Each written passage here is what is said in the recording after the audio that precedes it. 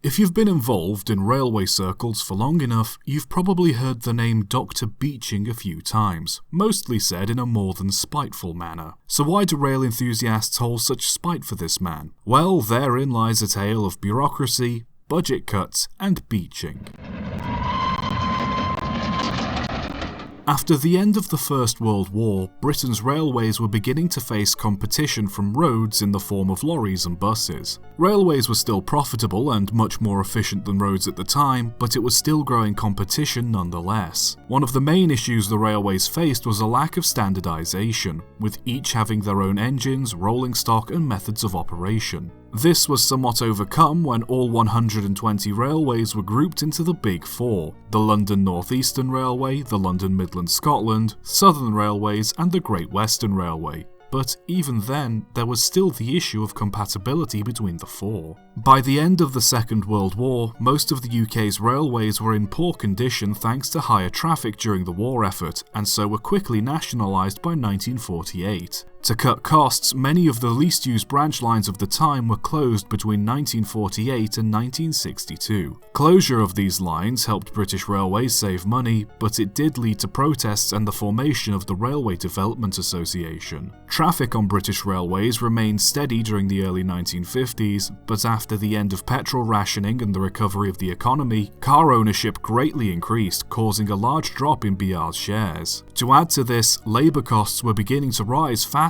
than their income, and fares and freight charges had to be repeatedly frozen by the government to control inflation. The 1955 modernisation plan was introduced to help with this. It involved replacing their steam locomotives with diesels, an increase in traffic, usage of automatic signalling, closing several smaller low-traffic branch lines, and the new system was projected to be much more profitable by 1962. Unfortunately, the modernisation plan failed and costs only increased more. By 1961, British Railways was losing money fast, nearly £300,000 a day, and needed a radical solution. By this time, 3,000 miles of railway line had been closed, and 26% of railway staff had been made redundant. This was unfortunately not enough, and so Dr. Beeching of the British Railway Board was tasked with writing a report on British Railways and what was to be done to stop it from losing money. Dr. Richard Beeching became the chairman of the British Transport Commission in 1961. He had a PhD in physics and was known to be a technocrat, always thinking with just the facts and making decisions from there. He was never open to the romantic notions or charms of railways or their significance in their country's history. It was all statistics, profit and loss to him. To say anything good would come out of this report would certainly have been a foolish notion. By 1963, Beeching had written his first report on the British railway network. He talked about smaller branch lines that often saw low traffic,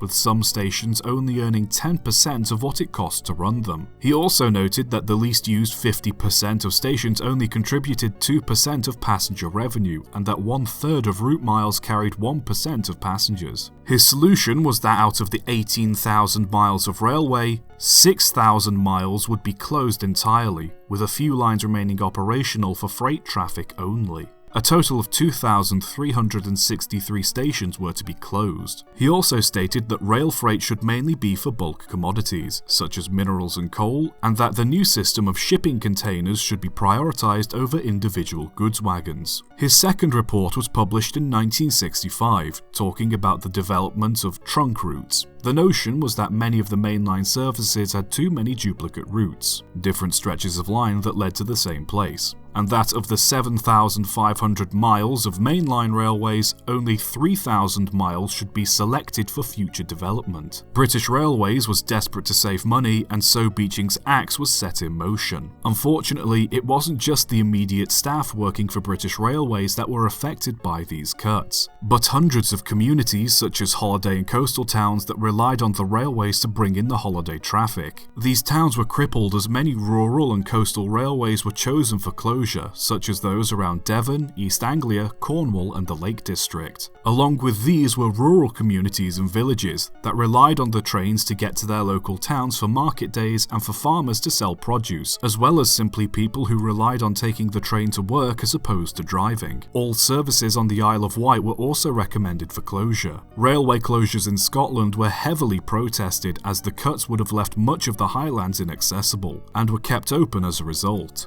The Central Wales Line was also proposed to be cut, leaving most of Wales practically with no railways altogether. However, this too was kept open as it passed through many marginal constituencies. It's a political thing, I'm not even going to try to explain what it is. And nobody dared close it as a result. Several other lines were spared too due to either public backlash or lack of alternate public transport, but these were few and far between compared to the numbers that were cut. Other issues arose around the disposal of land and infrastructure. Most stations would be either demolished or sold for housing, while bridges, cuttings and embankments would be removed or levelled to allow for future development. However, little consideration was put forward for preserving the track bed should the line need to be relaid again in future, an argument that has become more prevalent since the 90s as demand for rail has begun to grow. Some drains and bridges, however, couldn't be removed, and as such required continued maintenance despite serving no purpose, leading many to call the closures short-sighted. Some argue that due to these structures requiring maintenance regardless of usage, it would have made sense to continue running the railways that used them. However, others argue that it would only have cost more to maintain them and that the services ran along these segments of line wouldn't be profitable enough to justify the cost of operation. The replacement buses that were organised in place of the railways were also a complete failure, as they were slower and less convenient, making them less popular. Ideas for light rail services such as trams, smaller engines or rail buses were suggested, but Beeching quickly shot them down. After 2 years, most replacement bus services had stopped running.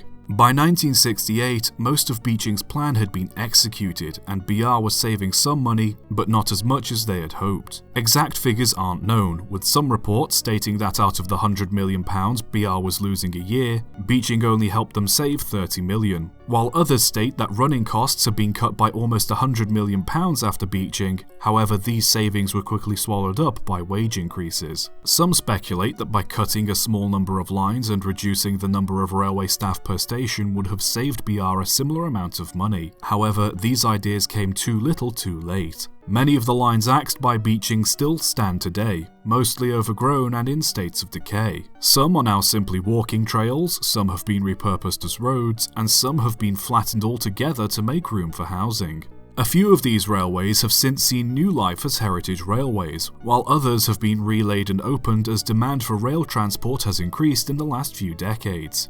An interesting footnote to add to this story is the road competition. Motorways were starting to appear all over the country in the late 50s, and in 1959, Ernest Marples became the UK Transport Minister, the same Mr. Marples that owned a successful road construction company. It became a public concern after his company got the rights to build the Hammersmith flyover in 1960, but he went on to sell his shares in the company so as to not be involved in a scandal. He said he'd transferred his shares to an offshore trust, though a popular rumour circulated that he'd really given his shares to his wife. There's a lot of both politics and office politics involved, so I'm not going to get too deep into it, but long story short, when Marples brought Dr. Beeching in as his transport chairman, it's not out of the question that his hand may have helped sharpen Beeching's axe. Beeching knew he had struck a nerve with the public, but felt he had done the right thing, saying, "I suppose I'll always be looked upon as the axe man, but it was surgery, not mad chopping." All of this is somewhat a simplification of events. There are a few other factors playing a part in the greater picture and a few other murky details, but those were essentially the main bullet points of Beeching's axe.